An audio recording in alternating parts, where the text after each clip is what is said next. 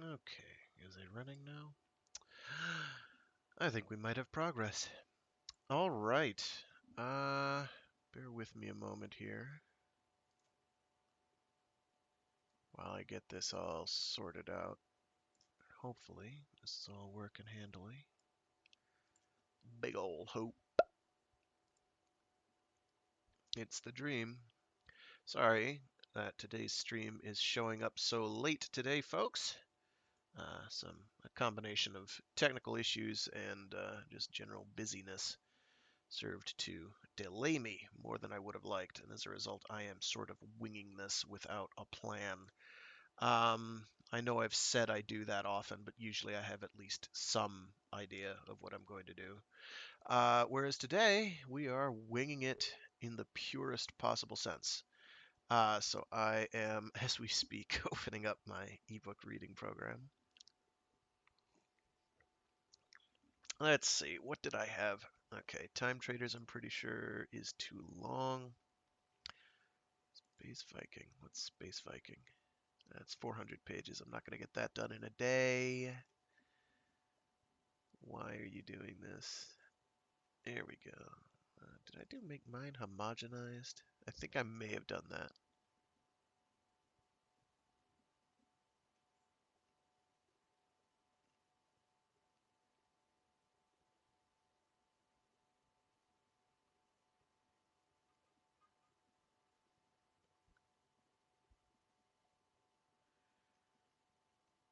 Okay, I may not have done that one, but that one's longish, so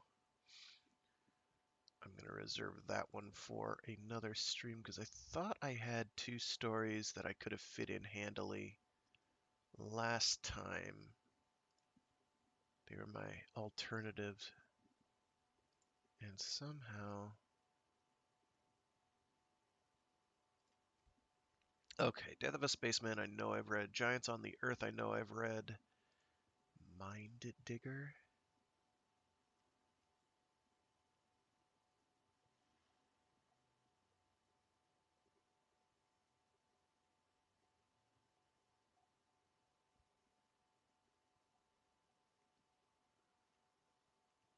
Okay, Mind Digger I haven't read.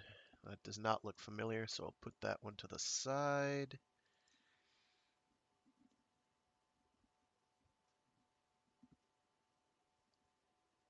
That one I haven't read. Long Silvery Day sounds familiar. Yeah, okay, I've definitely done that one.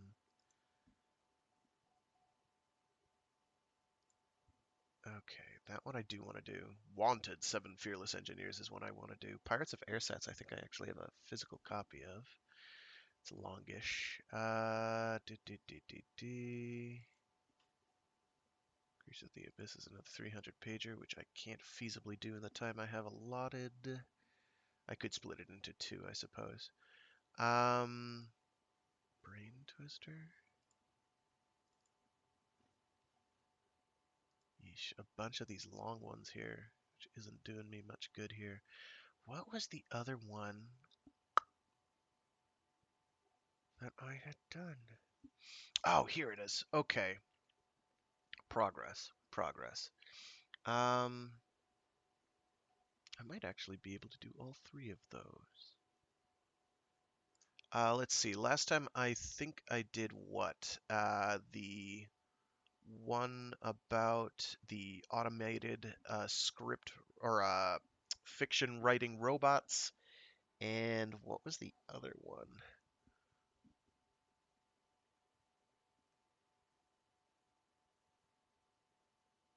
Yeah, what do you read and what's the other one done? Huh. I know I read two. Something dystopic, wasn't it? But I don't think. Okay, okay. I know where I am now. I've got to actually download more of these. I'm starting to run through my list pretty hard and heavy.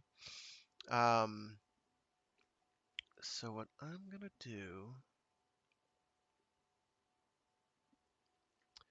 is I'm going to start with Lex, which is one I wanted to get to yesterday but didn't have time for.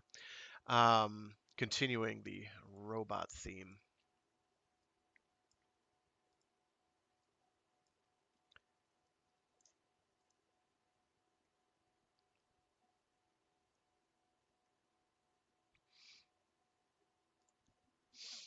then I'll do Spies Die Hard, and then I'll do The Mind Digger, I think. I think that will work. Alternatively, The Mind Digger, then Spies Die Hard. Whatever. Whatever, we'll figure out an order. Oh, sorry about this. Normally more organized. Or I try at least. I try to have a pretense of organization. Sometimes it doesn't quite pan out that way. All righty. So, without further ado, I have a short story, Lex by W.T. Haggart. Um, Published in Galaxy Magazine of August 1959. So, again, dating ourselves slightly. I like to read the date because I think that, makes it clear that here's a delineator. This delineates, this is the time. Like I was rambling about last time, where it's like I like reading some of these older stories because they provide a very interesting insight on, the thoughts, the zeitgeist of the time, of the era they're from. So, without any further ado, Lex by W.T. Haggart. Nothing in the world could be happier and more serene than a man who loves his work. But what happens when it loves him back? Keep your nerve, Peter Manners told himself. It's only a job. But nerve has to rest on a sturdier foundation than cash reserves just above zero and eviction if he came away from this interview still unemployed. Clay, at the Association of Professional Engineers, who had set up the appointment, hadn't eased Peter's nervousness by admitting, "I don't know what in hell he's looking for. He's turned down every man we've sent him." The interview was at 3. 15 minutes to go. Coming early would betray over-eagerness. Peter stood in front of the Lex Industries plant and studied it to kill time. Plain, featureless concrete walls, not large for a manufacturing plant. It took a scant minute to exhaust its sightseeing potential. If he walked around the building, he could, if he ambled, come back to the front entrance just before 3. He turned the corner, stopped, frowned, wondering what there was about the building that seemed so puzzling. It could not have been plainer, more ordinary. It was, in fact, he only gradually realized, so plain and ordinary that it was like no other building he had ever seen. There had been windows at the front. There were none at the side, and none at the rear. Then how were the working areas lit? He looked for the electric service lines and found them at one of the rear corners. They jolted him. The distribution transformers were 10 times as large as they should have been for a plant this size. Something else was wrong. Peter looked for minutes before he found out what it was. Factories usually have large side doorways for employees changing shifts. This building had one small office entrance facing the street, and the only other door was at the loading bay, big enough to handle employee traffic but 4 feet above the ground. Without any stairs, it could be used only by trucks backing up to it. Maybe the employees' entrance was on the third side. It wasn't.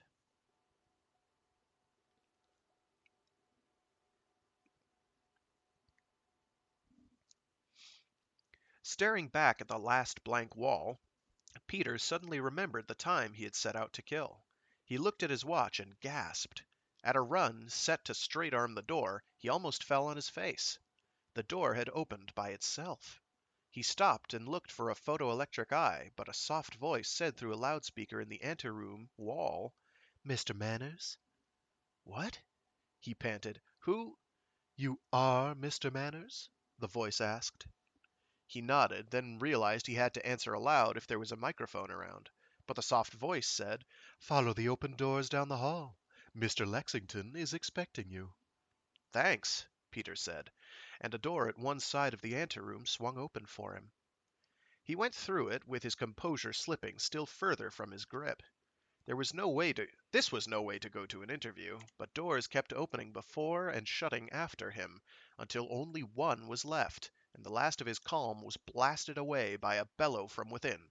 Don't stand out there like a jackass. Either come in or go away.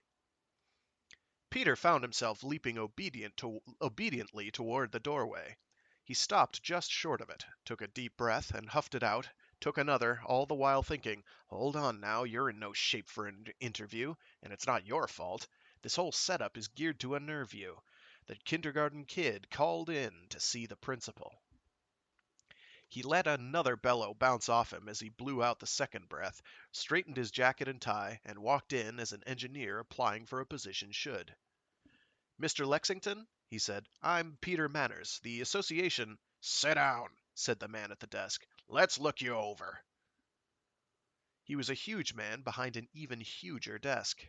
Peter took a chair in front of the desk and let himself be inspected. It wasn't comfortable.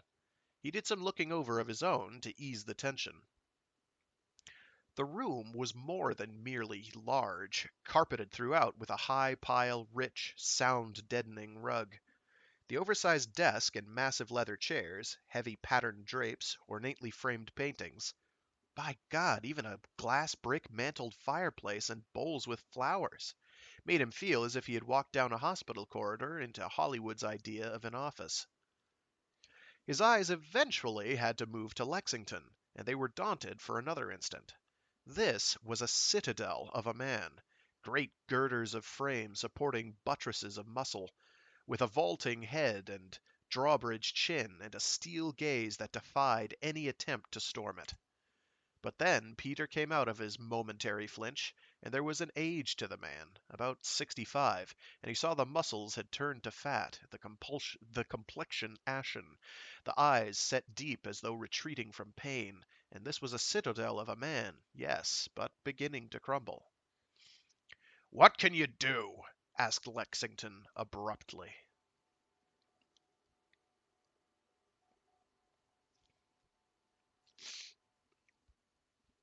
Peter started, opened his mouth to answer, closed it again. He'd been jolted too often in too short a time to be stampeded into blurting a reply that would cost him this job. "Good," said Lexington. "Only a fool would try to answer that. Do you have any knowledge of medicine?" "Not enough to matter," Peter said, stung by the compliment. "I don't mean how to bandage a cut or splint a broken arm. I mean things like cell structure, neural communication, the basics of how we live." "I'm applying for a job as engineer." "I know. Are you interested in the basics of how we live?" Peter looked for a hidden trap, found none. "Of course. Isn't everyone?" "Less than you think," Lexington said. "It's the preconceived notions they're interested in protecting. At least I won't have to beat them out of you." "Thanks," said Peter, and waited for the next fastball. "How long have you been out of school?" "Only 2 years, but you knew that from the association." "So no practical experience to speak of?" "Some," Peter said, stung again, this time not by a compliment. "After I'd got my degree, I went east for a postgraduate training program with an electrical manufacturer. I got quite a bit of experience there. The company—" "Stockpiled you," Lexington said. Peter blinked. "Sir?" "Stockpiled you. How much did they pay you?" "Not very much, but we were getting the training instead of wages." "Did that come out of the pamphlets they gave you?" "Did what come out of—" "That guff about receiving training instead of wages," said Lexington. "Any company that really wants bright trainees will compete for them with money. Cold, hard cash, not platitudes. Maybe you saw a few of their products being made, maybe you didn't. But you're a lot weaker in calculus than when you left school, and in a dozen other subjects too, aren't you?" "Well, nothing we did on the course involved higher mathematics," Peter admitted cautiously. "And I suppose I could use a refresher course in calculus." "Just as I said. They stockpiled you instead of using you as an engineer. They hired you to at a cut wage and taught you things that would be useful only in their own company, while in the meantime you were getting weaker in the subjects you'd paid to learn. Or are you one of these birds that had the shot paid for 'em?" "I worked my way through," said Peter stiffly.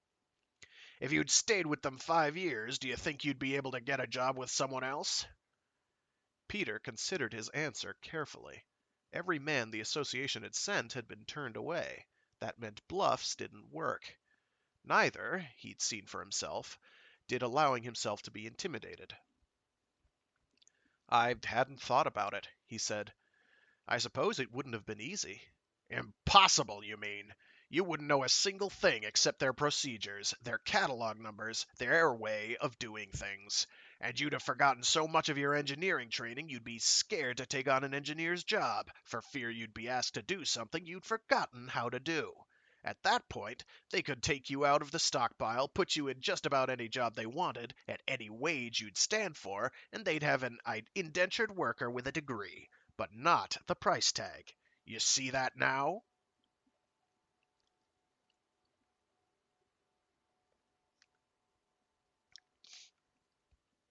It made Peter feel he had been suckered, but he had decided to play this straight all the way.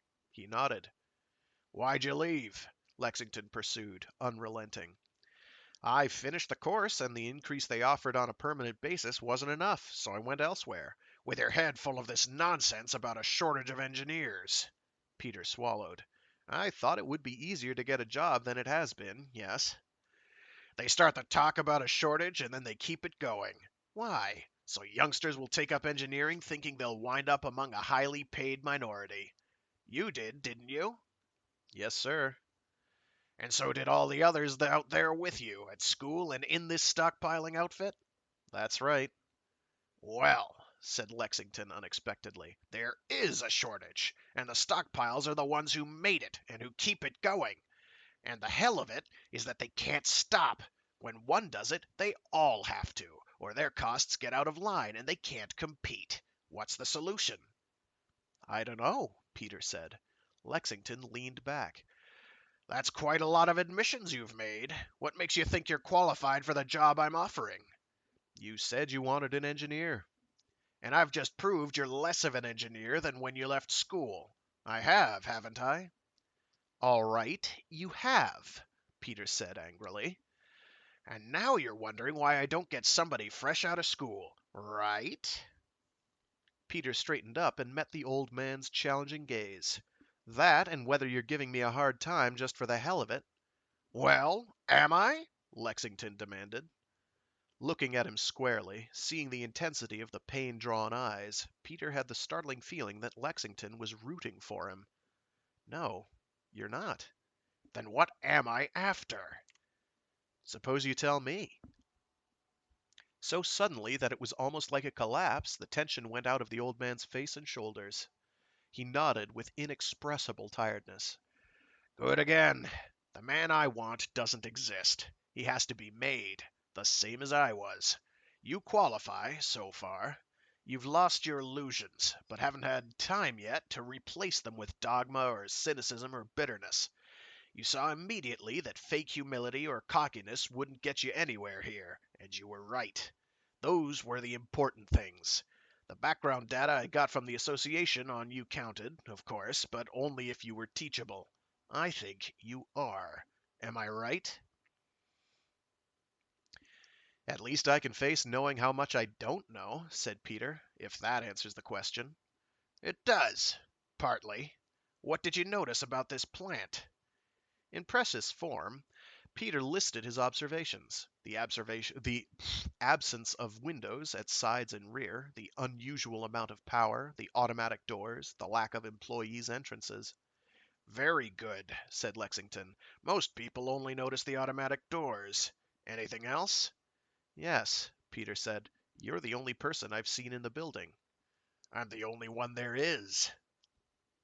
Peter stared his disbelief. Automated plants were nothing new, but they all had their limitations. Either they dealt with exactly similar products or things that could be handled on a flow basis, like oil or water-soluble chemicals.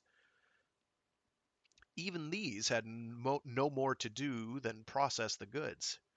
"Come on," said Lexington, getting massively to his feet. "I'll show you."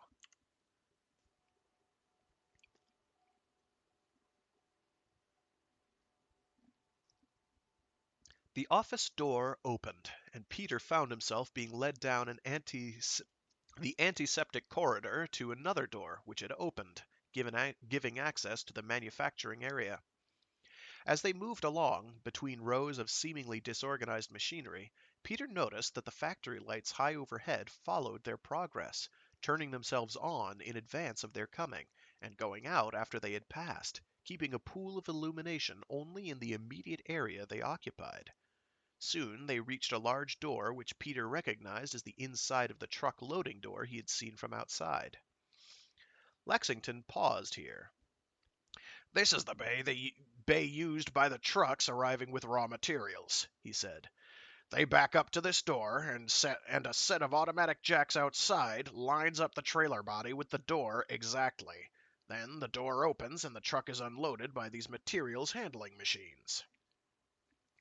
Peter didn't see him touch anything, but as he spoke, three glistening machines, apparently self-powered, rolled noiselessly up to the door in formation and stopped there, apparently waiting to be inspected.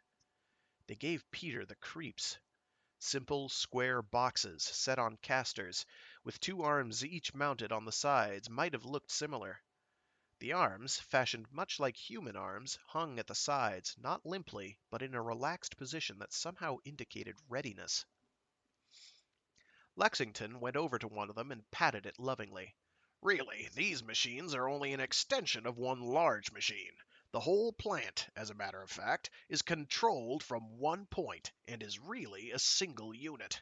These materials handlers, or manipulators, were about the toughest things in place to design, but they're tremendously useful. You'll see a lot of them around."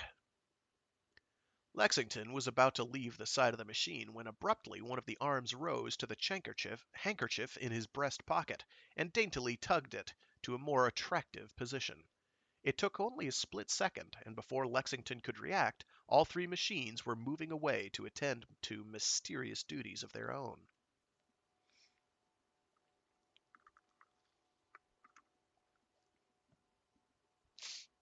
Peter tore his eyes away from them in time to see the look of frustrated embarrassment that crossed Lexington's face, only to be replaced by one of anger. He said nothing, however, and led Peter to a large bay where racks of steel plate, bar forms, nuts, bolts, and other materials were stored. "After unloading a truck, the machines check the shipment, report any shortages or overages, and store the materials here," he said, the trace of anger not yet gone from his voice. "When an order is received, it's translated into the catalog numbers used internally within the plant, and machines like the ones you just saw withdraw the necessary materials from stock, make the component parts, assemble them, and package the finished goods for shipment. Simultaneously, an order is sent to the billing section to bill the customer, and an order is sent to our trucker to come and pick the shipment up.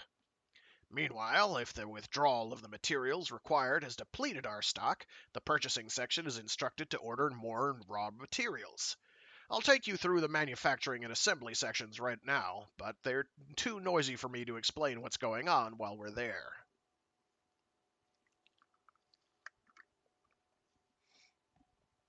Peter followed numbly as Lexington led him through a maze of machines, each one seemingly intent on cutting, bending, welding, grinding, or carrying some bit of metal, or just standing idle, waiting for something to do. The two armed manipulators Peter had just seen were everywhere, scuttling from machine to machine, apparently with an exact knowledge of what they were doing and the most efficient way of doing it. He wondered what would happen if one of them tried to use the same aisle they were using. He pictured a futile attempt to escape the onrushing wheels, saw himself clambering out of the path of the speeding vehicle just in time to fall into the jaws of the punch press that was laboring beside him at the moment. Nervously, he looked for an exit, but his apprehension was unnecessary. The machines seemed to know where they were and avoided the two men, or stopped to wait for them to go by. Back in the office section of the building, Lexington indicated a small room where a typewriter could be heard clattering away. "Standard business machines operated by the central control mechanism. In that room," he said, as the door swung open and Peter saw that the typewriter was actually a sort of teletype with no one before the keyboard. "Incoming mail is sorted and inquiries are replied to. In this one over here, purchase orders are prepared, and across the hall there's a very similar rig set up in conjunction with an automatic bookkeeper to keep track of the pennies and to bill the customers." "Then all you do is read the incoming mail and maintain the machinery?" asked Peter, trying to shake off the feeling of open amazement that had engulfed him. "I don't even have to do those things, except for a few letters that come in every week that it doesn't want to deal with by itself." The shock of what he had just seen was showing plainly on Peter's face when they walked back into Lexington's office and sat down. Lexington looked at him for quite a while without saying anything, his face sagging and pale. Peter didn't trust himself to speak and let the silence remain unbroken. Finally, Lexington spoke. "I know it's hard to believe, but there it is." "Hard to believe?" said Peter. "I almost can't. The trade journals run articles about factories like this one, but planned for 10, maybe 20 years in the future." "Damn fools!" exclaimed Lexington, getting part of his breath back. "They could have had it years ago if they'd been willing to drop their idiotic notions about specialization."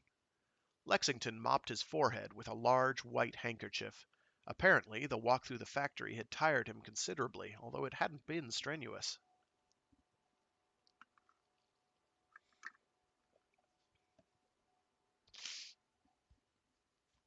He leaned back in his chair and began to talk in a low voice completely in contrast with the overbearing manner he had used upon Peter's arrival.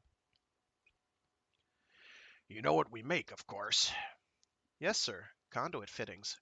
"And a lot of other electrical products, too. I started out in this business 20 years ago, using orthodox techniques. I never got through university. I took a couple of years of an arts course and got so interested in biology that I didn't study anything else. They bounced me out of the course, and I re-entered in engineering, determined not to make the same mistake again. But I did. I got too absorbed in those parts of the course that had to do with electrical theory and lost the rest as a result. The same thing happened when I tried commerce, with accounting. So I gave up and started working for one of my competitors. It wasn't too long before I saw that the only way I could get ahead was to open up on my own." Lexington sank deeper in his chair and stared at the ceiling as he spoke. "I put myself in hock to the eyeballs, which wasn't easy because I had just got married and started off in a very small way. After 3 years, I had a fairly decent little business going, and I suppose it would have just grown like any other business, except for a strike that came along and put me right back where I started. My wife, whom I'm afraid I had neglected for the sake of the business, was killed in a car accident about then, and rightly or wrongly, that made me angrier with the union than anything else. If the union hadn't made things so tough for me from the beginning, I'd have had more time to spend with my wife before her death. As things turned out, well, I remember looking down at her coffin and thinking that I hardly knew the girl. For the next few years, I concentrated on getting rid of as many employees as I could by replacing them with automatic machines. I'd designed the control circuits myself, in many cases wire the things up myself, always concentrating on replacing men with machines. But it wasn't very successful. I found that the more automatic I made my plant, the lower my costs went. The lower my costs went, the more business I got, and the more I had to expand." Lexington scowled. I got sick of it. I decided to try developing one multi-purpose control circuit that would control everything, from ordering the raw materials to shipping the finished goods. As I told you, I had taken quite an interest in biology when I was in school, and from studies of nerve tissue in particular, plus my electrical knowledge, I had a few ideas on how to do it. It took me 3 years, but I began to see that I could develop circuitry that could remember, compare, detect similarities, and so on. Not the way they do it today, of course. To do what I wanted to do with these big, clumsy magnetic drums, tapes, and whatnot, you'd need a building the size of Mount Everest. But I found that I could let organic chemistry do most of the work for me. By creating the proper compounds, with their molecules arranged in predetermined matrices, I found I could duplicate electrical circuitry in units so tiny that my biggest problem was getting into and out of the logic units with conventional wiring. I finally beat that the same way they solved the problem of transplanting a picture on a screen into electrical signals. Developed equipment to scan the units cyclically. And once I'd done that, the battle was over. I built this building and incorporated it as a separate company to compete with my first outfit. In the beginning, I had it rigged up to do only the manual work that you saw being done a few minutes ago in the back of this place. I figured that the best thing for me to do would be to turn the job of selling my stuff over to jobbers, leaving me free to do nothing except receive orders, punch the catalog numbers into the control module console, do the billing, and collect the money. What happened to your original company? Peter asked.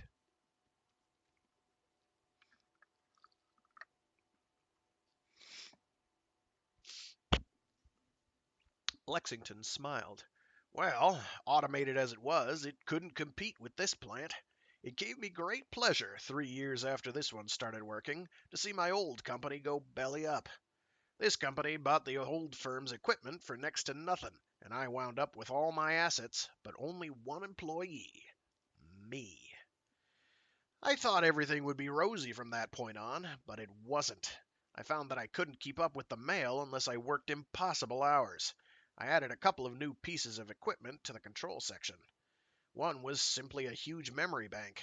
The other was a comparator circuit. A complicated one, but a comparator circuit nevertheless. Here I was working on instinct more than anything. I figured that if I interconnected these circuits in such a way that they could sense everything that went on in the plant and compare one action with another, by and by the unit would be able to see the patterns. Then, through the existing command output, I figured these new units would be able to control the plant, continuing the various patterns of activity that I'd already established. Here Lexington frowned. It didn't work worth a damn. It just sat there and did nothing. I couldn't understand it for the longest time, and then I realized what the trouble was. I put a kicker circuit into it, a sort of voltage bias network. I reset the equipment so that while it was still under instructions to receive orders and produce goods, its prime purpose was to activate the kicker. The kicker, however, could only be activated by me, manually. Lastly, I set up one of the early TV pickups over the mail slitter and allowed every letter I received, every order, to be fed into the memory banks. That did it. I I don't understand, stammered Peter. Simple. Whenever I was pleased that things were going smoothly, I pressed the kicker button. The machine had one purpose, so far as its logic circuits were concerned. Its object was to get me to press that button. Every day I'd press it at the same time unless things weren't going well. If there had been trouble in the shop, I'd press it late, or maybe not at all. If all the orders were out on schedule, or ahead of time, I'd press it ahead of time, or maybe twice in the same day. Pretty soon the machine got the idea. I'll never forget the day I picked up an incoming order form from one of the Western jobbers and found that the keyboard was locked when I tried to punch it into the control console. It completely baffled me at first. Then, while I was tracing out the circuits to see if I could discover what was holding the keyboard lock in, I noticed that the order was already entered on the in progress list. I was a long time convincing myself that it had really happened, but there was no other explanation. The machine had realized that whenever one of those forms came in, I copied the list of goods from it onto the in progress list through the console keyboard, thus activating the producing mechanisms in the back of the plant. The machine had done it for me this time, then locked the keyboard so I couldn't enter the order twice. I think I held down the kicker button for a full 5 minutes that day. This kicker button, Peter said tentatively. It's like the pleasure center in an animal's brain, isn't it?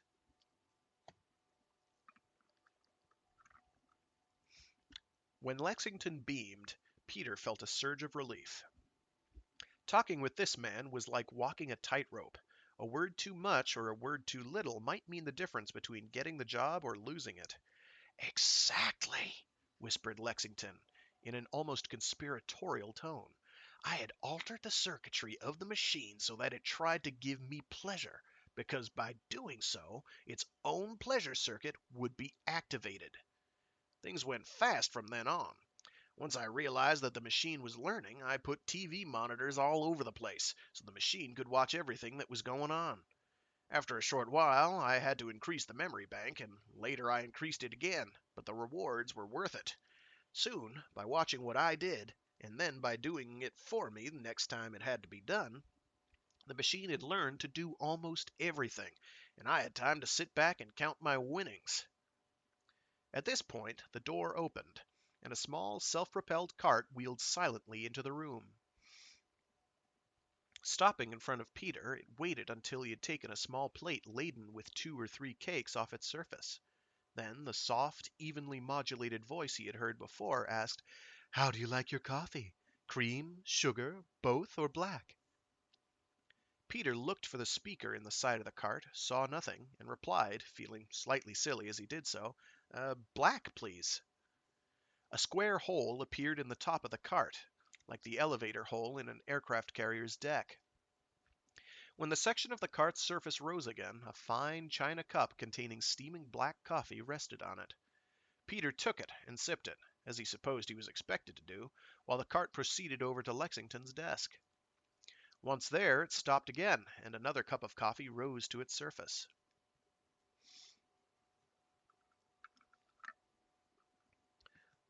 Lexington took the coffee from the top of the car, obviously angry about something. Silently, he waited until the cart had left the office, then snapped, "Look at those bloody cups!" Peter looked at his, which was eggshell thin, fluted with carving, and ornately covered with gold leaf. "They look very expensive," he said. "Not only expensive, but stupid and impractical," exploded Lexington. "They only hold half a cup. They'll break at a touch. Every one has to be matched with its own saucer, and if you use them for any length of time, a gold leaf comes off." Peter searched for a comment, found none that fitted this odd outburst, so he kept silent. Lexington stared at his cup without touching it a long while. Then he continued with his narrative. "I suppose it's all my own fault. I didn't detect the symptoms soon enough. After this plant got working properly, I started living here. It wasn't a question of saving money. I hated to waste 2 hours a day driving to and from my house, and I also wanted to be on hand in case anything should go wrong that the machine couldn't fix for itself." Handling the cup as if it were going to shatter at any moment, he took a gulp. "I began to see that the machine could understand the written word, and I tried hooking a teletype directly into the logic circuits. It was like uncorking a seltzer bottle. The machine had a funny vocabulary, all of it gleaned from letters it had seen coming in and replies it had seen leaving. But it was intelligible. It even displayed some traces of the personality the machine was acquiring. It had chosen a name for itself, for instance. Lex. That shook me. You might think Lex Industries was named through an abbreviation of the name Lexington, but it wasn't. My wife's name was Alexis, and it was named after the nickname she'd always used. I objected, of course, but how can you object on a point like that to a machine? Bear in mind that I had to be careful to behave reasonably at all times, because the machine was still learning from me, and I was afraid that any tantrums I threw might be imitated. "It sounds pretty awkward," Peter put in. "You don't know the half of it. As time went on, I had less and less to do, and business-wise, I found that the entire control of the operation was slipping from my grasp. Many times I discovered, too late, that the machine had taken the damnedest risks you ever saw on bids and contracts for supply. It was quoting impossible delivery times on some orders and charging pirates' prices on others, all without any obvious reason. Inexplicably, we always came out on top. It would turn out that on the short delivery time quotations, we'd been up against stiff competition, and cutting the production time was the only way we could get the order. On the high-priced quotes, I'd find that no one else was bidding. We were making more money than I'd ever dreamed of, and to make it still better, I'd find that for months I had virtually nothing to do." "It sounds wonderful, sir," said Peter, feeling dazzled. "It was, in a way. I remember one day I was especially pleased with something, and I went to the control console to give the kicker button a long, hard push. The button, much to my amazement, had been removed, and a blank plate had been installed to cover the opening in the board. I went over to the teletype, and punched in the shortest message I had ever sent. Lex, what the hell? I typed. The answer came back in the jargon it had learned from letters it had seen, and I remember it as if it had just happened. Mr. A. Lexington, Lex Industries. Dear Sir, RE your letter of the 13th inst.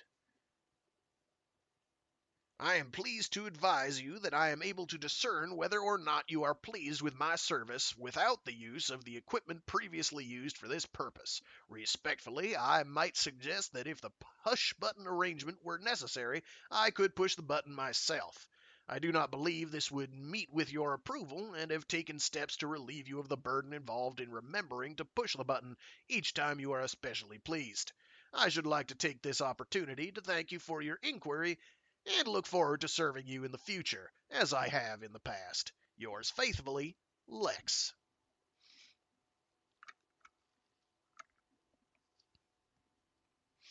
Peter burst out laughing, and Lexington smiled wryly. That was my reaction at first, too. But time began to weigh very heavily on my hands, and I was lonely, too. I began to wonder whether or not it would be possible to build a voice circuit into the unit. I increased the memory storage banks again, put audio pickups and loudspeakers all over the place, and began teaching Lex to talk. Each time a letter came in, I'd stop it under a video pickup and read it aloud. Nothing happened. Then I got a dictionary and instructed one of the materials handlers to turn the pages, so that the machine got a look at every page. I read the pronunciation page aloud so that Lex would be able to interpret the pronunciation marks, and hoped. Still nothing happened. One day I suddenly realized what the trouble was. I remember standing up in this very office, feeling silly as I did it, and saying, Lex, please try to speak to me. I had never asked the machine to say anything, you see. I had only provided the mechanism whereby it was able to do so. Did it reply, sir? Lexington nodded. Gave me the shock of my life. The voice that came back was the one you heard over the telephone. A little awkward then, the syllables clumsy and poorly put together, but the voice was the same. I hadn't built in any specific tone range, you see. All I did was equip the machine to record, in exacting detail, the frequencies and modulations it found in normal pronunciation as I used it. Then I provided a tone generator to span the entire audio range, which could be very rapidly controlled by the machine, both in volume and pitch, with auxiliaries to provide just about any combinations of harmonics that were needed.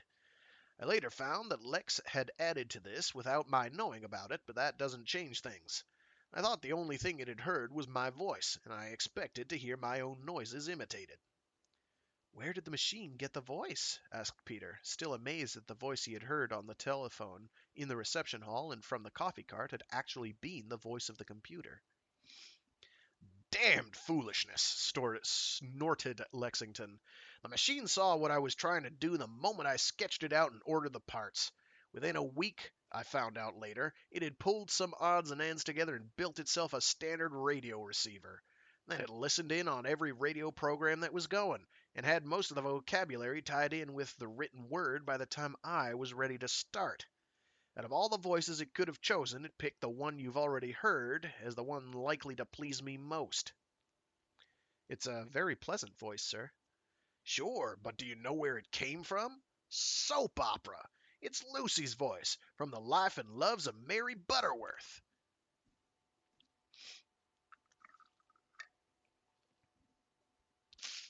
Lexington glared, and Peter wasn't sure whether he should sympathize with him or congratulate him. After a moment, the anger wore off Lexington's face, and he shifted in his chair, staring at his now empty cup. That's when I realized the thing was taking on characteristics that were more than I'd bargained for. It had learned that it was my provider and existed to serve me. But it had gone further and wanted to be all that it could be: provider, protector, companion, wife, if you like.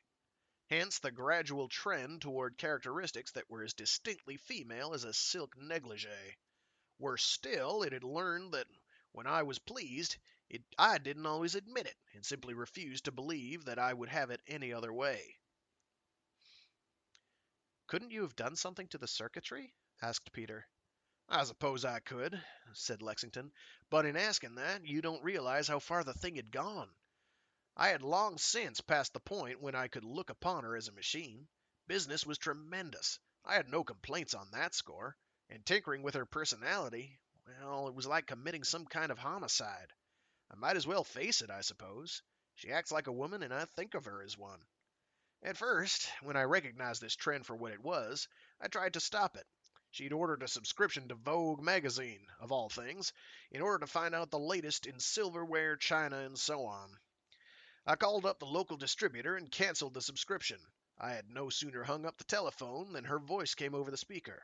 Very softly, mind you, and her inflections by this time were superb. "That was mean," she said. 3 lousy words, and I found myself phoning the guy right back, saying I was sorry and would he please not cancel. He must have thought I was nuts. Peter smiled, and Lexington made as if to rise from his chair, thought the better of it, and shifted his bulk to one side. "Well, there it is," he said softly. "We reached that stage 8 years ago." Peter was thunderstruck. But if this factory is 20 years ahead of the times now, it must have been almost 30 then. Lexington nodded. "I figured 50 at the time, but things are moving faster nowadays. Lex hasn't stood still, of course. She still reads all the trade journals from cover to cover, and we keep up with the world. If something new comes up, we're in on it, and fast. We're going to be ahead of the pack for a long time to come."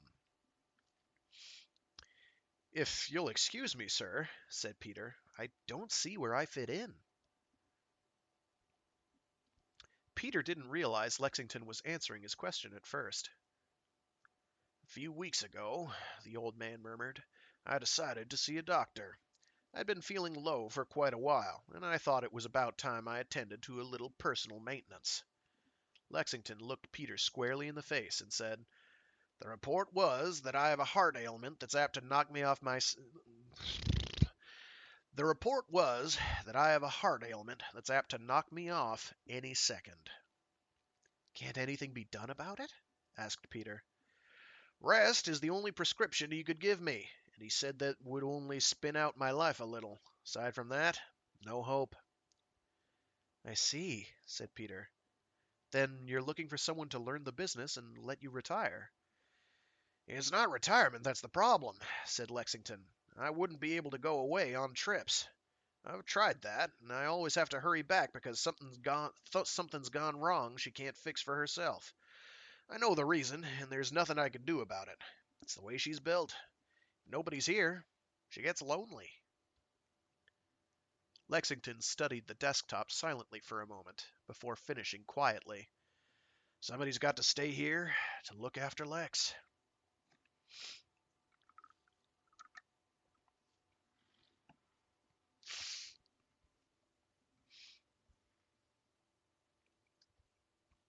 At 6 o'clock, three after three.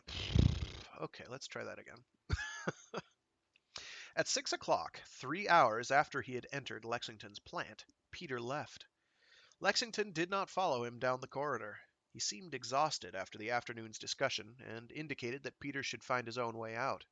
This, of course, presented no difficulty, with Lex opening doors for him, but it gave Peter an opportunity he had been hoping for. He stopped in the reception room before crossing the threshold of the front door, which stood open for him. He turned and spoke to the apparently empty room. "Lex?" he said. He wanted to say that he was flattered that he was being considered for the job. It was what a job seeker should say, at that point, to the boss's secretary. But when the soft voice came back, "Yes, Mr. Manners?"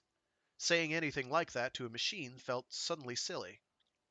He said, "I wanted you to know that it was a pleasure to meet you." "Thank you," said the voice. If it had said more, he might have, but it didn't. Still feeling a little embarrassed, he went home. At 4 in the morning his phone rang. It was Lexington. "Manners!" the old man gasped. The voice was in alarm. Manners sat bolt upright, clutching the phone. "What's the matter, sir?" "My chest," Lexington panted. "I can feel it, like a knife on. I just wanted to Wait a minute. There was a confused scratching noise, interrupted by a few mumbles, in the phone. What's going on, Mr. Lexington? Peter cried, but it was several seconds before he got an answer. That's better, said Lexington, his voice stronger. He apologized. I'm sorry. Lex must have heard me. She sent in one of the materials handlers with a hypo. It helps. The voice on the phone paused, then said matter-of-factly, but I doubt that anything can help very much at this point. I'm glad I saw you today. I want you to come around in the morning. If I'm not here, Lex will give you some papers to sign. There was another pause, with sounds of harsh breathing. Then, strained again, the old man's voice said, I guess I won't be here. Lex will take care of it. Come early. Goodbye.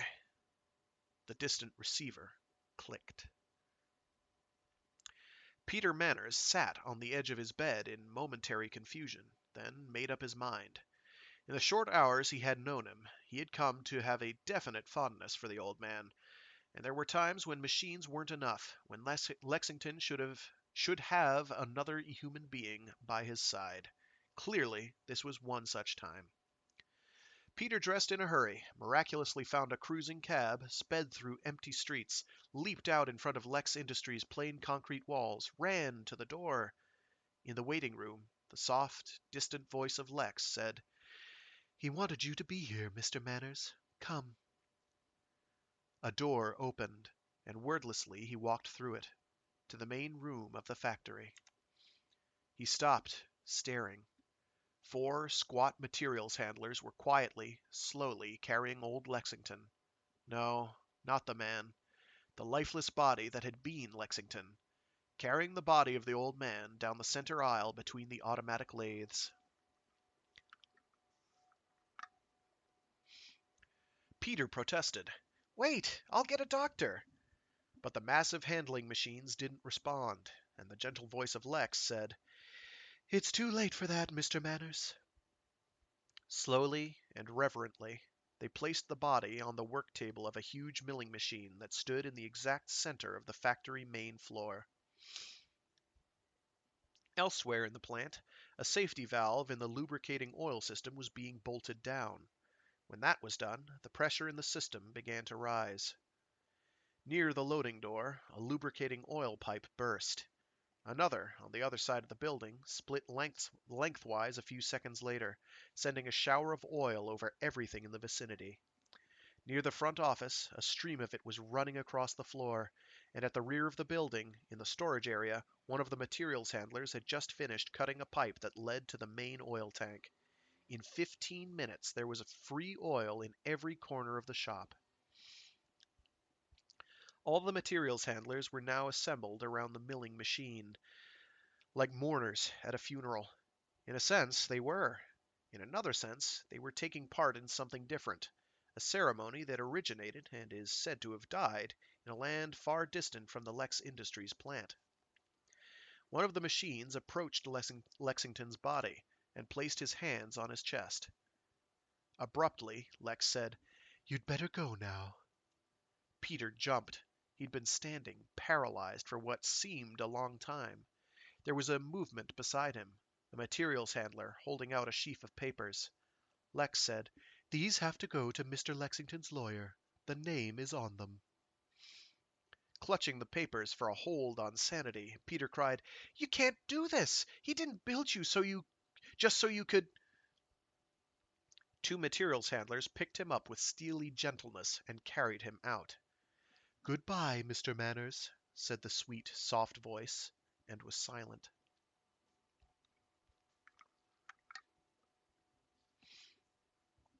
He stood shaken while the thin jets of smoke became a column over the plain building, while the fire engines raced down and strung their hoses.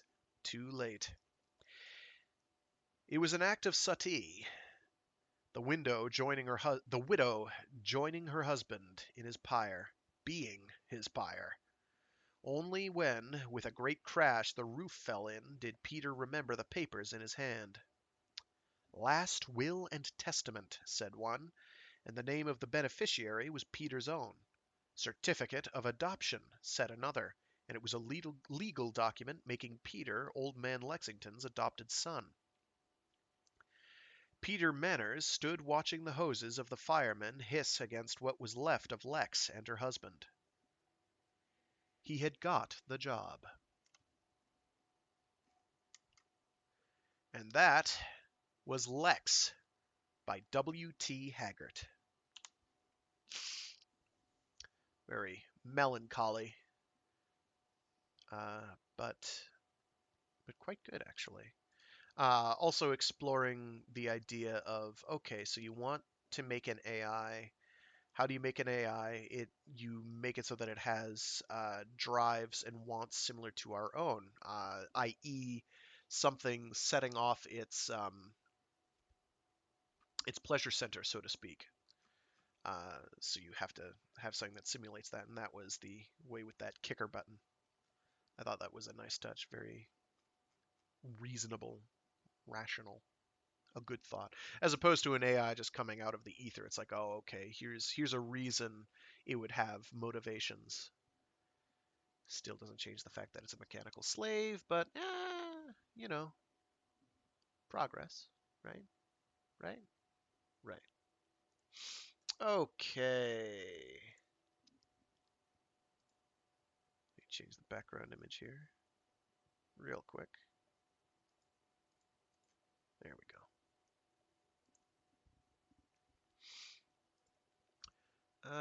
What do we got? What do we got? What do we got for time? That was about an hour.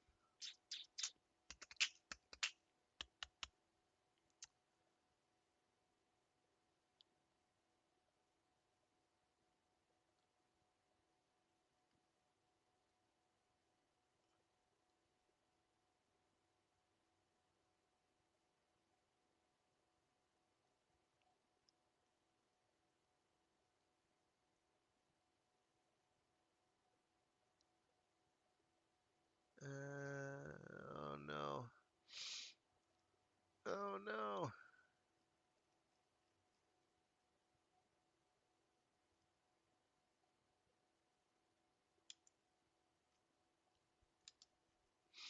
Okay. There we go. Sorry, I'm stuffy today. I'm not sure why. I'm often stuffy, it seems, but not lately. Not all the time. Jeez.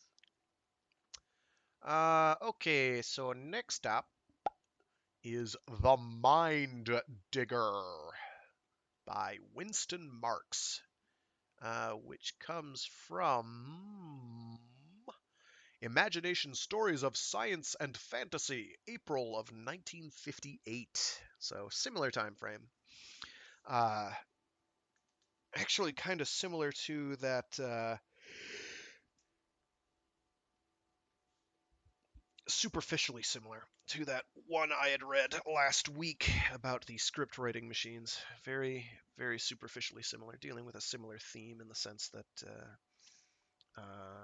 media and creation thereof.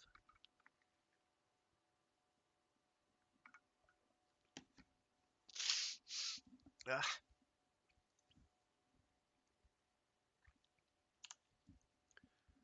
The Mind Digger by Winston Marks. There was a reason why his scripts were smash hits. They had realism. And why not? He was reliving every scene and emotion in them. It was really a pretty fair script, and it caught me at a moment when every playwright worth his salt was playing in France, prostituting in Hollywood, or sulking in a slump. I needed a play badly, so I told Ellie to get this unknown up to my office and have a contract ready. When she announced him on the intercom, my door banged open and a youngster in blue jeans, sweatshirt, and a stubbly crew cut popped in like a carelessly aimed champagne cork. I said, I'm sorry, son, but I have an interview right now. Besides, we aren't casting yet. Come back in a couple of weeks. His grin never faltered, being of the more durable kind that you find on farms and west of the Rockies. His ragged sneakers padded across my Persian, and I thought he was going to spring over my desk like a losing tennis player. I'm your interview, he announced, At least I'm Hillary Hardy, and your girl just told me you'd see me. You are Hillary Hardy? In the morbid flesh, he said, jamming out 5 enthusiastic fingers that gulped my hand and jackhammered until I broke his grip with a Red Cross life-saving hold. Spare the meat, I groaned. I have to sign the contract too. I did it! I did it! They said I was crazy, but I did it the first time. Did what? Sold the first play I wrote. This is your first work? My very first, he said, splitting his freckles with a double row of white teeth a yard wide. They said I'd have to go to college, and then I'd have to write 1,000,000 words before I'd produce anything worthwhile. If he hadn't owned such an honest, open face, I'd have thrown him out as an impostor right then. The ream of neatly typed pages on my desk would have fooled any agent, editor, or producer like myself on Broadway. The format was very professional, the plot carefully constructed, the dialogue breezy as a May afternoon in Chicago, and the motivation solidly adult. How old are you? I asked. 19. And you'll sign an affidavit that you wrote this play and it's an original work? Certainly. The smile faded a little. Look, Mr. Crocker, you're not just kidding about this contract, are you? Is the play really okay? That, I said, trying to restrain my own enthusiasm, is only determined on the boards. But I'm willing to risk $1,000 advance on your signature to this. I shoved the papers at him with my fountain pen on top. He didn't uncap the pen until he had read the whole thing, and while he pored over the fine print, I had time to catch my breath. His play competed rather well with the high average output of most professionals I knew. Not exactly terrific, but a relatively safe gamble, as gambles go on the street of bright lights. Well, I made a mental note to pass that script around a bit before I signed the contract a bit. Okay, let's retry that. Well, I made a mental note to pass the script around a bit before I signed the contract myself. After all, he might have cribbed the whole thing somewhere.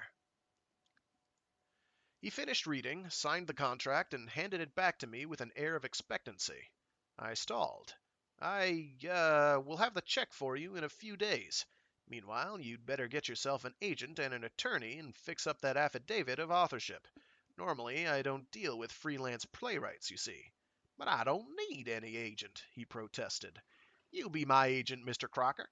He was studying my reaction, and after a moment he said, "You still don't quite believe that I wrote Updraft, do you, sir? Now that you've met me, you want more time to check up, don't you?" I said, "Frankly, yes, Hardy. Updraft is a mature piece of writing, and unless you are a genius, well, it's just business, son." "I don't blame you," he said, smiling that fresh air smile. "And I'll admit I'm no genius, but I can explain everything. You see, I've read 38 books on how to write plays." "Tut!" I said. "Format technique is just a fraction of producing an appealing play." "Perhaps," he admitted, "but I've memorized all 38 books. What's more, I've been reading and memorizing plays, novels, poetry, and history since I was 13. I have a storehouse of memorizing. Yes, sir. I'm a student of mnemonics, you know, the art of memory perfection. My real ambition is to develop absolute recall. All my reading and memorizing have just been exercises to expand my power of complete recall." "You mean that playwriting is just a hobby?" "Not exactly. I need money, lots of it, to continue my research. Psychiatrists come high." Well, I suppose good plays have been written for screwier reasons, and I was in no mood to look a gift author in the mouth. I did pass Updraft around to a brace of critics, and none of them could hang a plagiarism charge on Hardy. So I wrote out his check and started the wheels going on the production.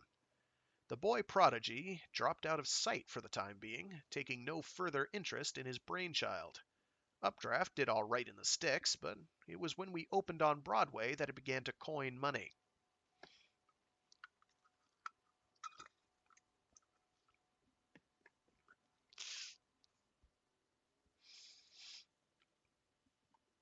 In 10 performances, we were playing to capacity crowds. and within a month we had to take in the SRO sign. A lucky hit? I thought so at the time. Updraft had a sense of humor, a bit of adventure, a dollop of romance, and a gentle little heart tug at the conclusion, but damned if the critics could put their fingers on its money-making essence. They gave it pleasant little reviews and mild compliments, but no more. The cash customers, however, kept coming and kept coming and kept coming. The morning after the 100th performance, I told Ellie to hunt up Hardy and see what he was doing about another play. I could stand to have another hit ready when Updraft petered out. That afternoon, my secretary reported, "He's in a sanitarium over in Hoboken."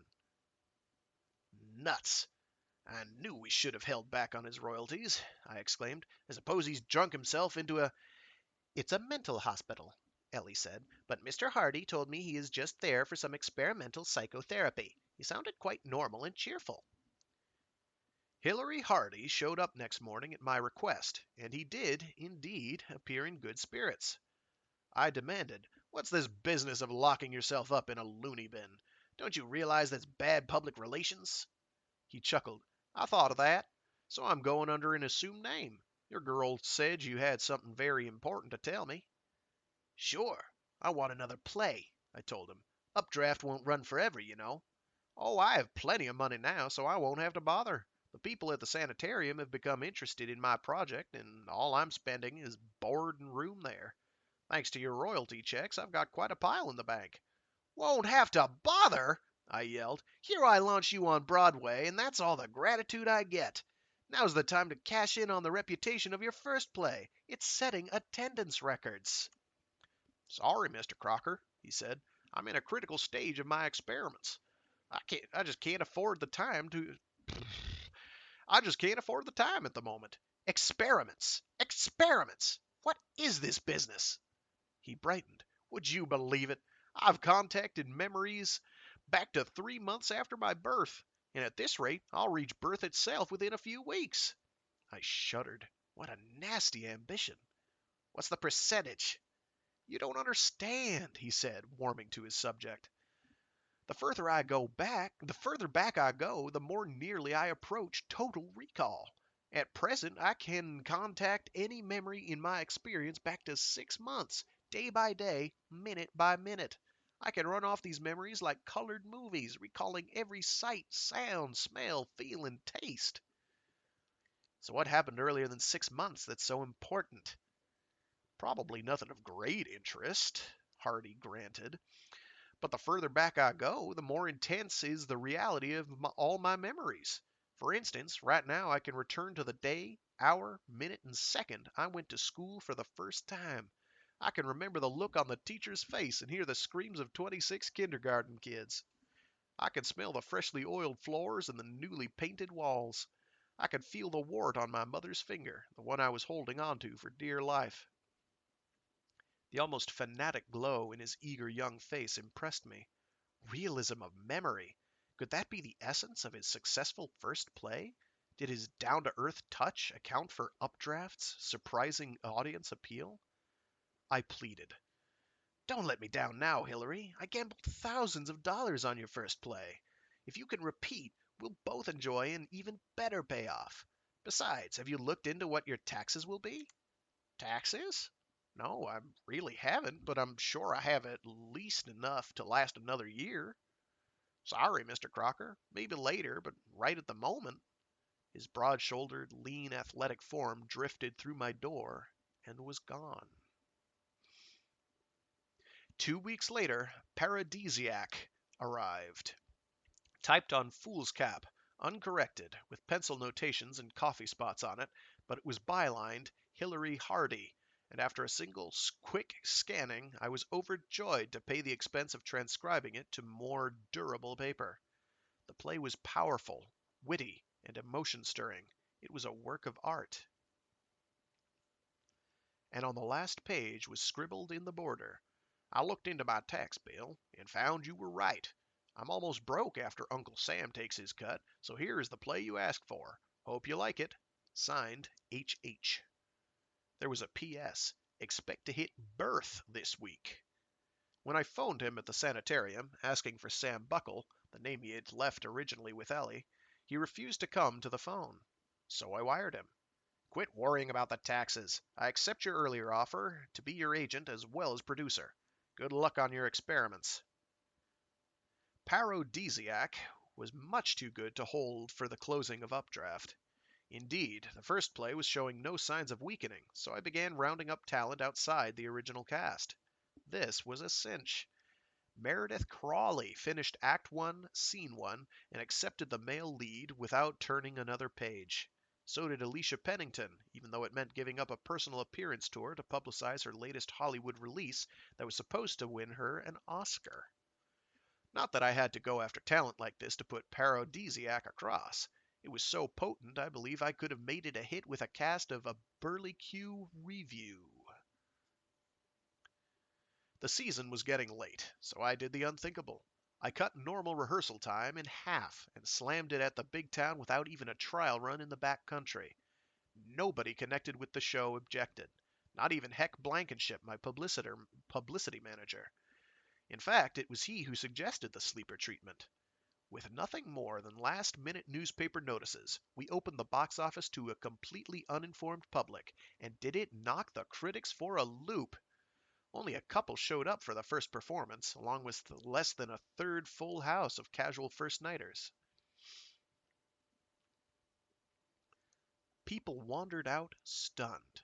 A substitute drama critic from the Times looked me up after the show, and there were tears of gratitude in his eyes. "My review of this play will establish my reputation," he told me. "If the boss had any notion of what you were pulling, he'd have been here himself. But what about the author? I thought you were going to have to call the police when you failed to produce the author."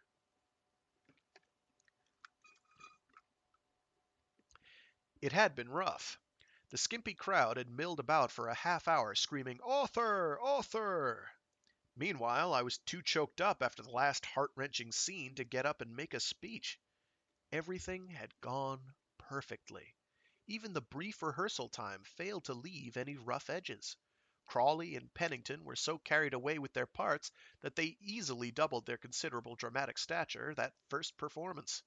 The supporting cast caught fire too, and, well, the likes of it is rarely seen anywhere. The lines seemed to come out of the actors' hearts, not their mouths. Cue lines blended with the dialogue interplay, the artificiality of stage sets, costumery, and makeup disappeared, and the simple yet profound drama unreeled like a bolt of vividly printed silk, flowing smoothly, strongly, absorbingly to the tragic comical climax that left the emotions reeling from the suspense and warm with relief. 2 days later, I looked at the figures on advance ticket sales and could find only one conceivable complaint. Parodisiac would make Hillary Hardy so much money that not even taxes could force him to produce another for a great long while. What promised to be a major irritation, fended off the press from Hardy and protecting his anonymity, was converted into a master publicity stroke by Heck Blankenship. He swore the few of us who knew about Hardy's youth and whereabouts to complete secrecy. Then he proceeded to build his publicity around the mystery author. "But he's got a past," I objected when Heck first presented the scheme. "Old friends and relatives will spill the beans." "Have you really looked into Hillary's past?" Heck asked. I confessed I hadn't. Heck said that he had. Heck said that he had. That he had. Oh my gosh, why? Heck said that he had. It developed that Hillary Hardy was not our boy's real name. In his passion for anonymity, he had been changing his name every time he changed locations, which was often. Heck had traced his background through 3 moves that brought the author across the country, but the trail petered out at a ranch in Wyoming, where Hillary had worked a month as a cowhand. The mystery author gag worked. Inside of 2 weeks, our promotion expense dwindled to almost nothing. Columnists were fighting for the privilege of pouring out free copy on both plays. Some of their speculations as to Hardy's real identity were pretty fabulous. Winston Churchill, Noel Coward, and even a certain witty ex-presidential candidate for the Democratic Party. But no one found him out, and the advance sellout began gaining, a week every day. Now, I have made and lost my share of theater fortunes, and I have learned a certain caution. At the moment I was quite content to ride with my two smash hits and leave Hardy to his experiments. Strangely, it was he who called upon me for action. A month after launching Paradisiac, he showed up at my office, looking leaner and more intense than ever. His crew cut was growing out, but it was from neglect rather than a sudden artistic temperament, I was sure. After locking the doors and canceling my morning appointments, I said, "Well, Golden Boy, what brings you to a civilization?" His smile was still strong and warm, but it was no longer youthful. There was a look of deep wisdom in his blue eyes that finally justified the magnificent play he had written. "Money," he answered briefly. "Haven't my checks been reaching you?" I asked in amazement. "Oh, yes, very gratifying," he said, pacing a groove in the deep carpet pile. "But I'm moving into prenatal memory now, and I accomplished it by administrations of a new B vitamin derivative. I have a staff of biochemists working for me producing this substance, but it's fearfully expensive. I need more of it, larger lab facilities to produce it secretly. I want to buy the sanitarium." "Buy the lock, stock, and personnel," he nodded. "I'm 3 months before birth already. My goal is conception." A big brassy gong chimed in my brain. That sounds like this Dianetics business that was going the rounds a while back. Hardy nodded. "In some respects, yes. But I have a single goal, total recall, and I'm taking a more comprehensive approach. Psychotherapy helped a great deal, but I have traced out every angle of mnemonics, improved on most, and invented some new ones. The final problem is one of improving synaptic potentials and actual tissue tone in the brain. Biochemistry is giving me the answers. With enough of the new B vitamin derivative, I'm confident I can reach conception and a totality of recall." "But, Hardy, what have you got when you get there? I still say, what's the percentage?"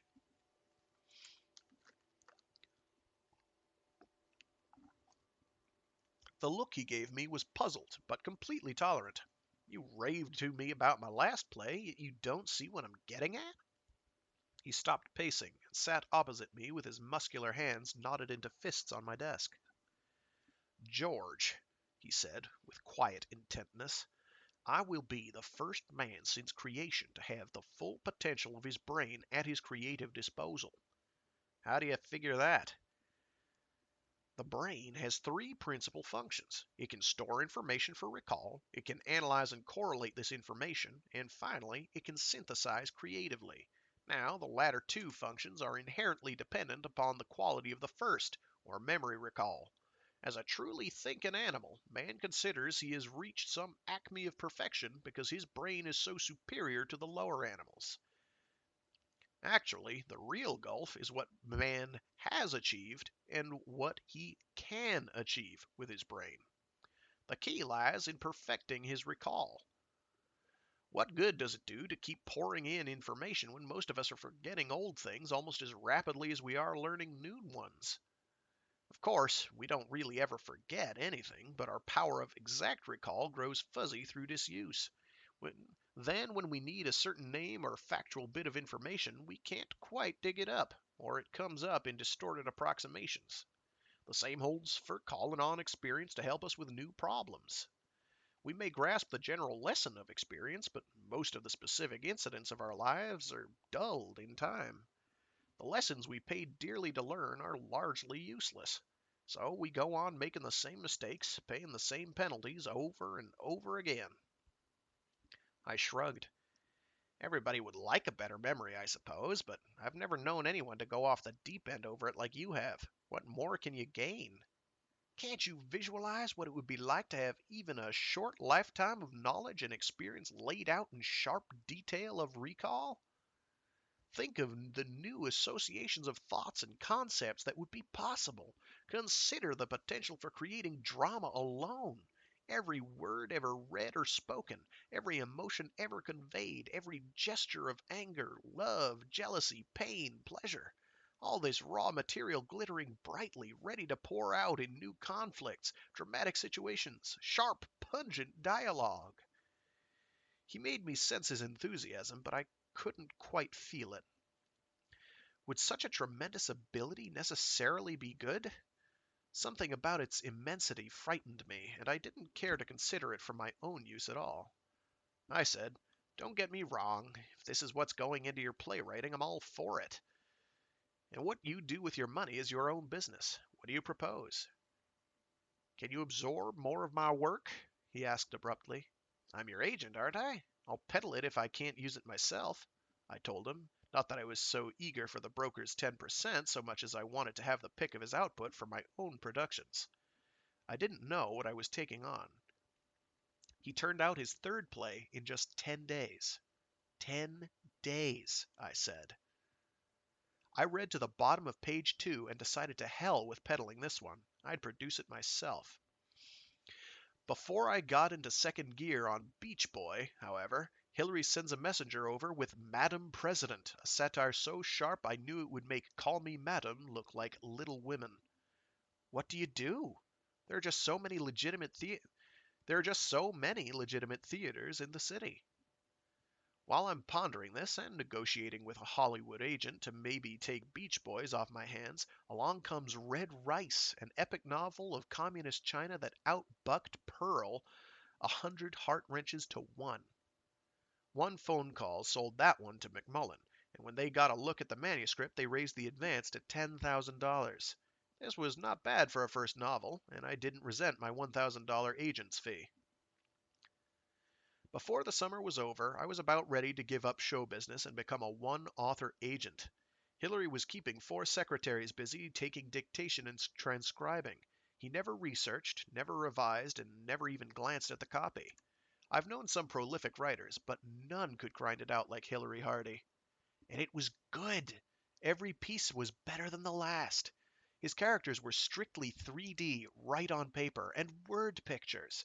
When he mentioned bedbugs, you itched and bled. When the villain slugged the hero a low blow, you felt it right in your guts. And when boy got girl, brother, turn up the house lights quick. I got so involved trying to produce 5 plays at once, making dickers with publishers and motion picture studios, fighting off television people, and answering mail demanding a chance at foreign rights, that it was mid-November before I realized that it was over a month since I'd heard from the Golden Goose. In fact, Ellie drew my attention to it one morning. "Hadn't you better call the sanitarium?" she suggested. "Maybe he had a breakdown or something?" The thought chilled me. Not only had I sold Hillary's complete output to date, but I had a file full of contracts for future novels and movie scripts worth a couple of $1 million. I didn't phone. I went to Hoboken. In the outskirts, I found his private hospital, demanded to see Sam Buckle, and was told to sit down and wait. He was in therapy.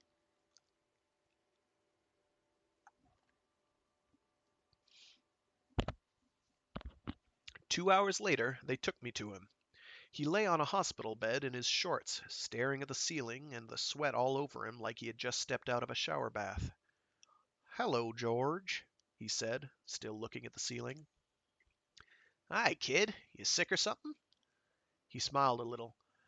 "The surf at Monterey, the sun fading through the low morning mist, a golden ghost peering through the somber veil, and Julia beside me, clinging to my arm, crying softly." "Hey, kid, I'm in New Jersey. Where are you?" I said nervously. He blinked. "In California, George, 2 years ago. I'm there.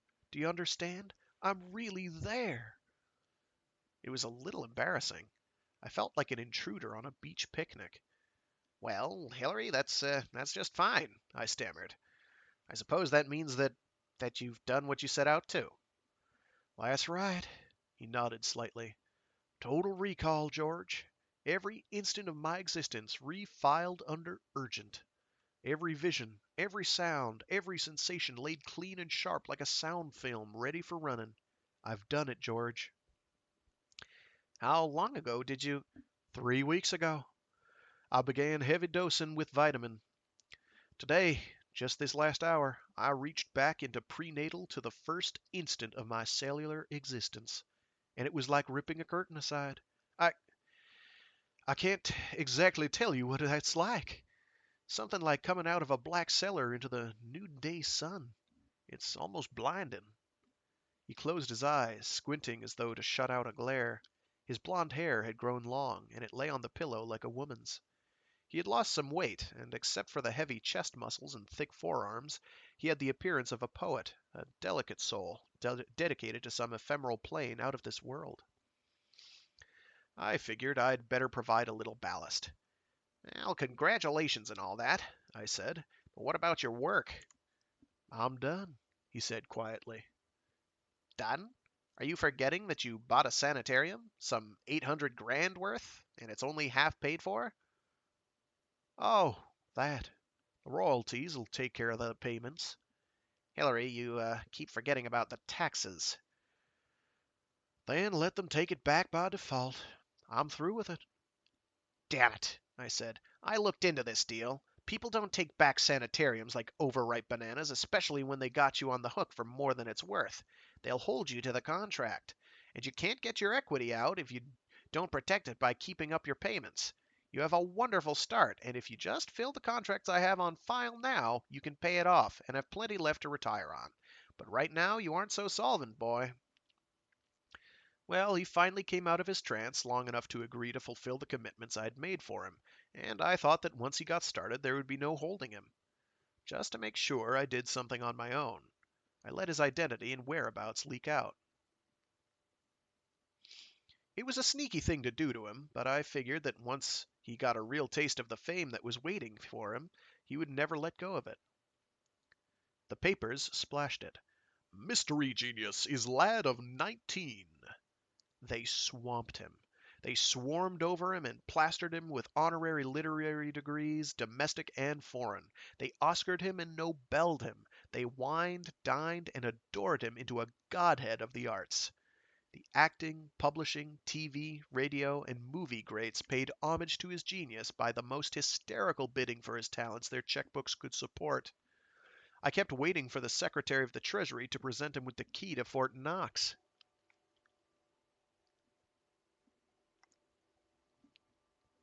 Meanwhile, I waited patiently, having no choice, since I started the publicity nightmare myself, for the earthquake to settle down.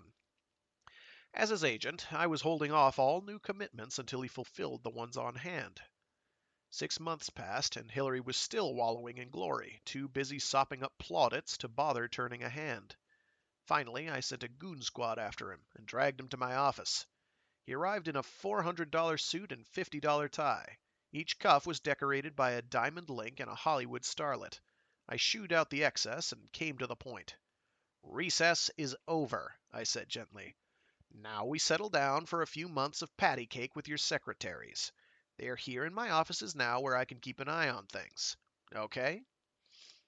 He grinned his old happy smile, and some of the dewy glaze seemed to peel from his eyes. You're right, George, he said, much to my surprise. I can't coast forever, and believe me, I never visualized what this would be like. It's wonderful. The world is at my feet, George. At my feet. I had pegged him right. But after all, who could resist the accolade he had received? For all his monomania on this business of mnemonics, he was a red-blooded boy with active glands and youthful corpuscles. To my further delight, he threw off his imported suit coat and said, I'm ready right now. Where do we start? I broached the file and studied my priority list.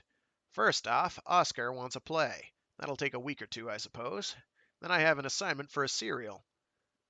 I outlined about 3 months of work for him, or what would have been 3 months' work last summer. I moved him into my own penthouse apartment upstairs and herded him to work the next morning. My squad of strong arms guarded all entrances, and Heck Blankenship finally convinced the public that we meant business in getting a little privacy for our tame genius so he could hatch some more immortal works. I had lunch sent in to him in the next office and didn't see him until 5 that first evening. I went in without knocking. One secretary was filing her nails, and the other 3 were putting on their coats. The covers were still on the typewriters, and Hillary was asleep or in a coma over in the corner. I kicked his feet off his desk, and he rocked forward. Come on upstairs, I'll buy you a steak, I said. He smiled weakly. I need one. It didn't go so good. In the elevator, he added, In fact, it didn't go at all. Take it easy, I assured him. You're a little rusty, that's all. What about the total recall? Is it still working? He nodded, but he didn't say any more about it. Next day, I stuck my head in before I went to lunch, and I congratulated myself on not pushing him too hard the first day. Hillary was off in his corner again, but his mouth was moving, and all four girls were doing the things that secretaries do when they are about 2 hours behind in their work. 8 days later, the thing dropped on my desk. I wet a finger with keen anticipation, but the spit wasn't dry before I was plowing into Hillary's office trailing loose sheets. Are you kidding? I yelled. He was out of his chair by the window staring out. All he did was hunch up his shoulders. The girls were standing around trying to act invisible. Hillary, I said, trying to laugh, don't be playing gags on old George. Where is it? Where's Oscar's play? I'm I'm afraid that's it, he said, without turning his head. This this fluff? This pablum? Well, thought I'd try something light to begin with. Light? This is no play. This is Pollyanna. It's been done. Where's your conflict, your problem, your suspense?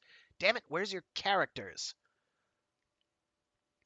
I'll get warmed up tomorrow, Hillary said, but he didn't have much conviction in his voice. He tried. He really did. I heard him thrashing around for a whole hour the next morning. By afternoon, he was on his way to the hospital in an ambulance with two men holding him down.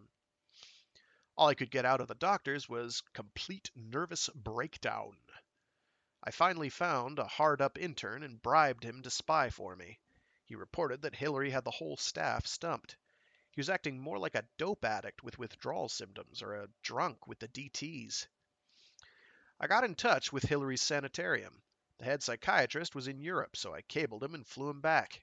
He took over, and pretty soon I had the word I dreaded. Your wonder boy will soon recover, he told me, but that's a wonder in itself. I presume he told you of his experiments to achieve total recall? I said yes. What he probably failed to tell you was that we all tried to dissuade him. That he didn't mention, but I worried about it. Yes, well, you might have. When Hilary Hardy succeeded in stripping away the last remnant of protective insulation in his memory, he exposed himself not only to its full factual content, but also he lay naked every past emotional upset, every pain, fear, dread, and sorrow he had ever experienced. It is no longer possible for him to recall an experience and ponder it objectively. He relives it. Yes, I get that, I said. But what's so... Did you ever hit your thumb with a hammer? The doctor with the traditional gray goatee interrupted. Sure, a couple of times. Ever lose a sweetheart or have a loved one die? I nodded. Suppose that to even think about such experiences you had to endure all the actual physical or emotional pain of the original incident, the crushing blow of the hammer, the heartache and tears of your loss? And suppose further that you were trying to write a play, and in order to bring genuine emotion to it, you have forced yourself to endure these pains and emotional stresses minute after minute. God, I said, but you said he'd recover. In a few weeks, yes. Gradually, we will reduce sedation until he controls his memories again, but never ask him to write another dramatic work. Another attack like this one could drive him irretrievably insane. It wasn't too hard to understand. After all, what is creative writing but setting down little bits of yourself? And the demands of literature are for human problems, conflicts, struggles. Young as he was, Hilary was no different from the rest of us. Sure, he was full of reading and second-hand bits of business, but he dug deeply into his own private pot of pain for his genuine dramatic effects. And where others dig with a long-handled ladle, Hilary dipped with his bare soul, and he got scalded. Getting him well and keeping him that way was a matter of putting the lid back on the pot, so to speak. Nobody ever invited him to write another word. I saw to that. He's still with me, because after he went bankrupt on the sanitarium deal, he had nowhere to turn. After taxes and the rooking the real estate boys gave him, his royalties were tied up for years to come. He did get better, though, and he even works a little. Turns out scripts for mild little comic books, the honey bunny type that are approved by parent-teacher censors. They don't sell very well. No conflict. No guts. And that was The Mind Digger by Winston Marks. Another rather melancholy one. But interesting, dealing with the idea of memory recall and our emotional response to trauma and the like. There's some good thoughts here. There's some good thoughts. All right, I have one more here, although I don't think I'm going to be able to bang through it. It's not that long. It's it's pretty short. I think I've got time. If I don't have time, well, oops. I'll make it work.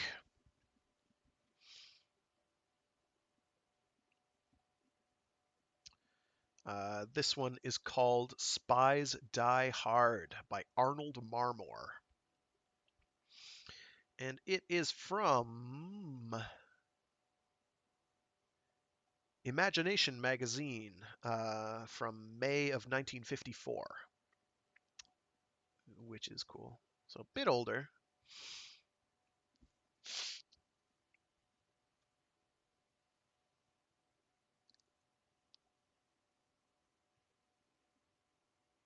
And I'm just scrolling to the beginning. Give me one sec, I gotta get more fluid in me. Going back to some spacey stuff. Well, futuristic science fiction as opposed to near future. Earth's espionage ring was a headache, so the Martian security chief offered 10,000 credits for a key agent. But even for a price, spies die hard. By Arnold Marmor. This man is a spy for Earth, a voice droned as the Telecaster vibrated and a photo of Harry Horn flashed on the screen. 10,000 credits for this man, dead or alive. Contact Lazar of the Security Police. Harry Horn, 34, 5 feet 11 inches, 172 pounds. Lynn Brickle snapped off the humming machine. She frowned. Horn had been high in the Martian Security Police, one of Lazar's top men. Now, Horn turned out to be a spy for Earth. Why hadn't she been told? Was Green losing his trust in her? Hadn't she helped McLean and Sanderson escape from Mars? Her short tunic shimmered as she began to pace the floor. She stopped short as a hum splashed through the room. She went quickly to the door and pressed a red button on the wall. But the vibration of the elevator did not reach her ears. Puzzled, she opened the door, stepped into the marble hall. She shrugged, started to return to her apartment when the sound of footsteps on the stairs halted her. She waited. He came into her view. Harry Horn. There was no mistaking his face.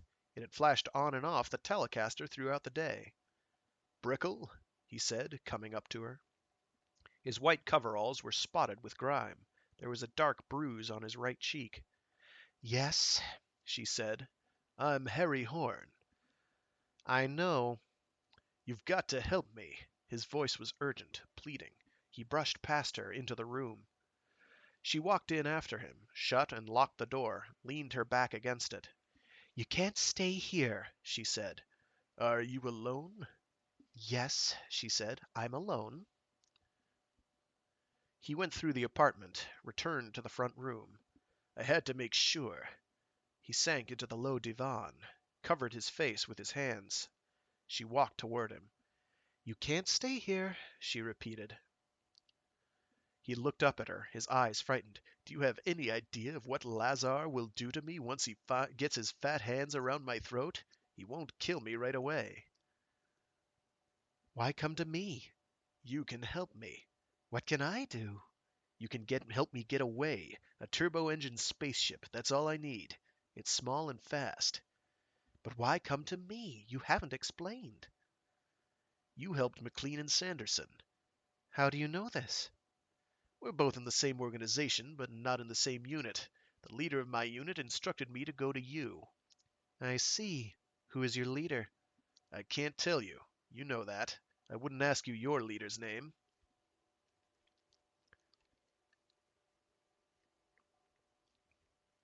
Lin shrugged slim shoulders. It wouldn't make any difference. He is not stationed on Mars.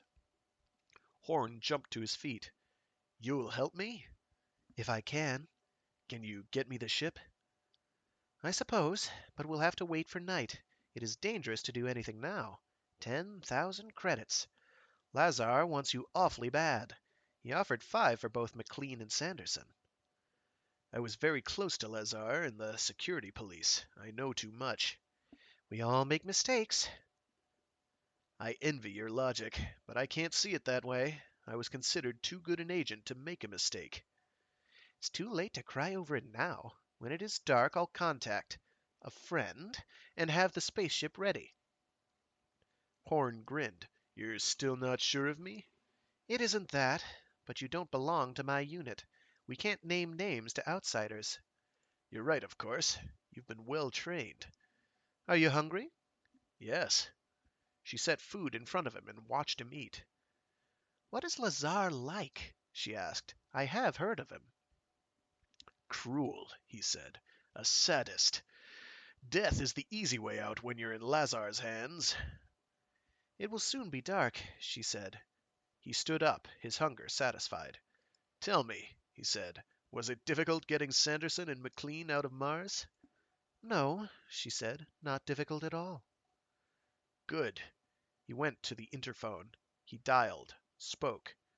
You may come up now. What are you doing? Her face paled. He turned to her, smiling. Lazar was wondering how Sanderson and McLean escaped. You were on the master list of suspects. I was waiting for you to confess. Lynn stiffened. It was a trick. That's right, Brickle. Too bad. You're too pretty to die. That that was a message to Lazar.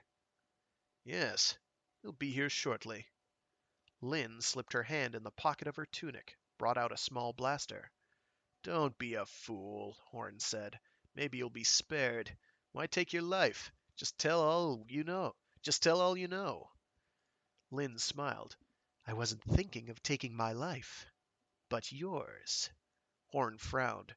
Don't be an idiot. He advanced toward her. Lynn shook her head slowly. Now it's my turn to be clever. Horn's face went wild. You can't escape, Lazar. Listen to me. She blasted him.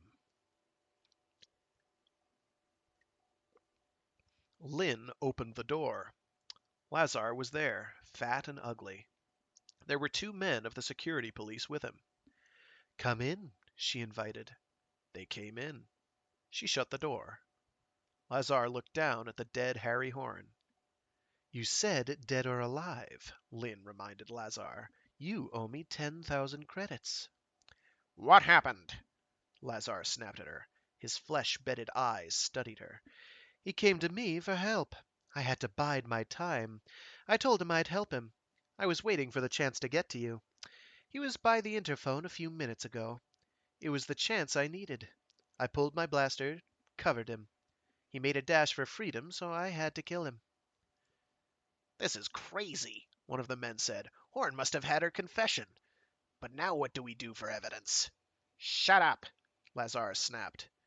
Your word is good, isn't it, Lazar? Lynn said. What do you mean? The 10,000 credits? As a loyal citizen, I've earned them. You'll get your credits, Lazar snarled, frustration in his eyes. I know I will, Lynn said, smiling. And that was Spies Die Hard by Arnold Marmer. A cute short one. I'm double, triple, quintuple, quadruple agenting, I guess, going on there. Cute stuff. Cute stuff. Nothing too heavy. Just a little light fare. And that will have to do it for today, folks. I have another engagement coming up real soon. So yeah, thanks for tuning in. I'm your narrator, Fragath, as before, um, as it has been in previous weeks. Um, as always, I've got streams on Monday, Wednesday, and Saturday. Mecha Mondays, where I do something giant robot or mecha related or adjacent, as the case may be. Um, Warframe Wednesdays, where I do something Warframe E, and then Storytime Saturdays, where I do more of the same that I just read you today. All right. Thanks for tuning in, and have a great weekend.